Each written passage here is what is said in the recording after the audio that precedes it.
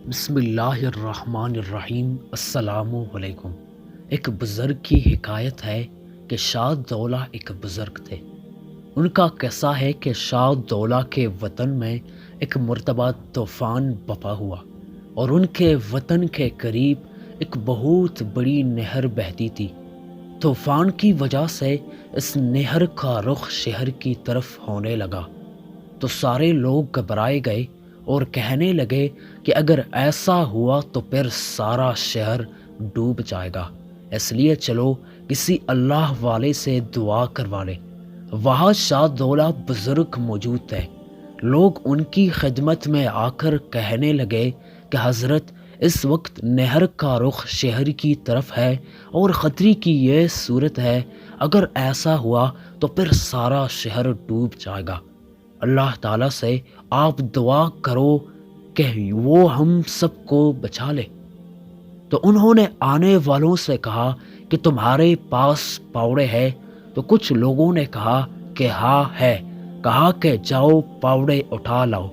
لوگ پاوڑے لے کر وہاں پہنچے اور شاہ صاحب کے ہاتھ میں تھما دیے۔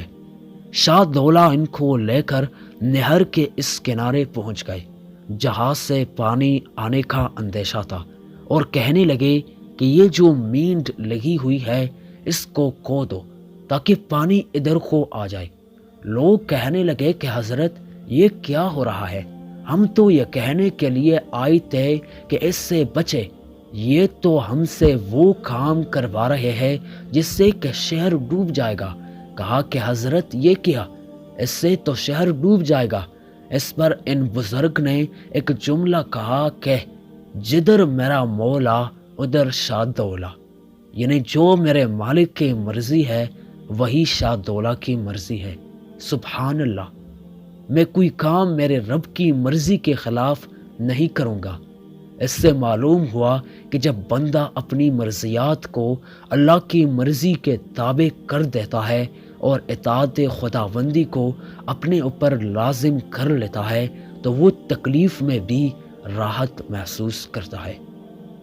دوستوں، کیا ایمان تھے ان بزرگوں کے، کیا محبت تھی اللہ سے ان بزرگوں کے، کہ وہ کہتا ہے کہ جدھر مولا ادھر شاہ دولہ، جو اللہ کی مرضی وہ میری ہی مرضی ہے۔ میں اللہ کی مرضی کو نہیں بھٹکا سکتا، میں اس پانی کو نہیں تھما سکتا، کیونکہ یہ اللہ کی مرضی ہے، اور جو اللہ کی مرضی ہے وہ میری مرضی ہے۔ کتنا عبرتناک واقعہ ہے ناظرین، یہ ان لوگوں کے ایمان تھے، یہ تابعین لوگ تھے جنہوں نے اپنی ساری زندگی اللہ رب العالمین کے لیے وقف کیا تھا۔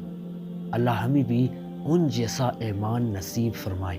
ناظرین، اگر ویڈیو اچھی لگی ہو تو ویڈیو کو لائک کرنا اور اس سے بہترین اسلامی واقعات کے لیے ہمارے چینل کو سبسکرائب بھی کرنا، تاکہ ایسے بہترین واقعات سے سب سے پہلے آپ ہی باخبر رہے۔